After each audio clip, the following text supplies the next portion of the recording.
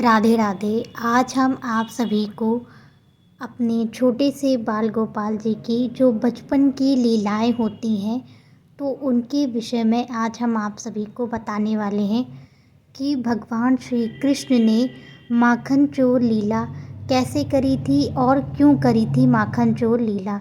इसके विषय में बहुत से लोगों को मालूम होगा, लेकिन बहुत से भक्त लोगों को नहीं मालूम होगा कि आखिर क्यों श्री कृष्ण जी ने सभी के गोपियों के घर में माखन चोरी करी थी।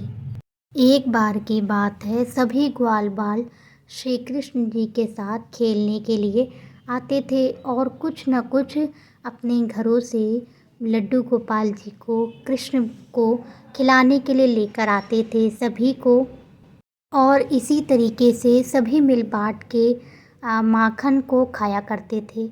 लेकिन एक बार सभी की मैया ने उन्हें माखन नहीं दिया और वो श्री कृष्ण जी के पास गए और वह लाला के पास गए और लाला से कहने लगे कि आज तो सभी की मैया ने मोहे माखन नहीं दियो है।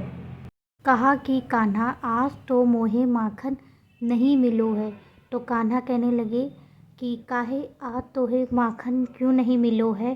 तो फिर सखा कहने लगे कि कान्हा आज तो मैया जान गई हैं, इस वजह से वह मोहे माखन नहीं दे रही हैं, क्योंकि तो है नंद को लाला और यहाँ पर हमारे घर का सभी माखन कंस के यहाँ जातो है, तो हम फिर माखन नहीं तेरे लिए ला पायो।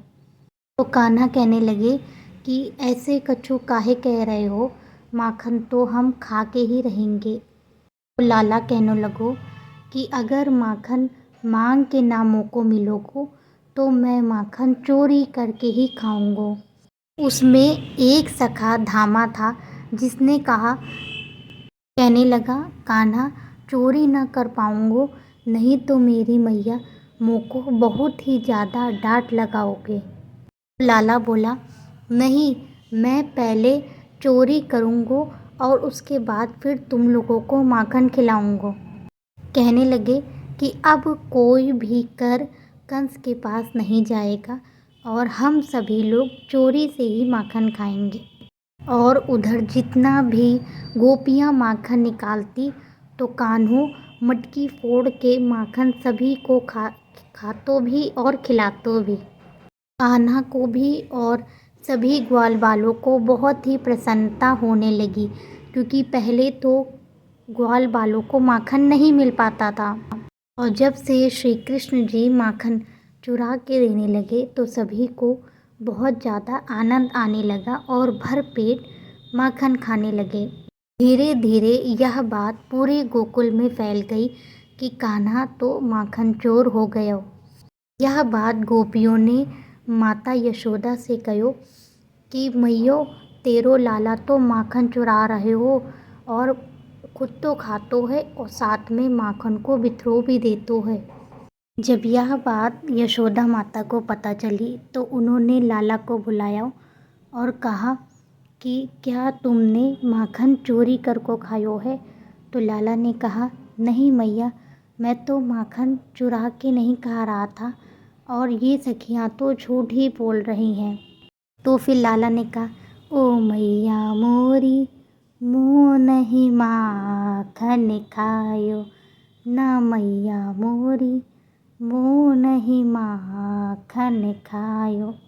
तो मैया ने कहा कि अगली बार हो सके तो मुझसे मांग के ही माखन खाना, लेकिन चोरी करके बिल्कुल भी मत खाना।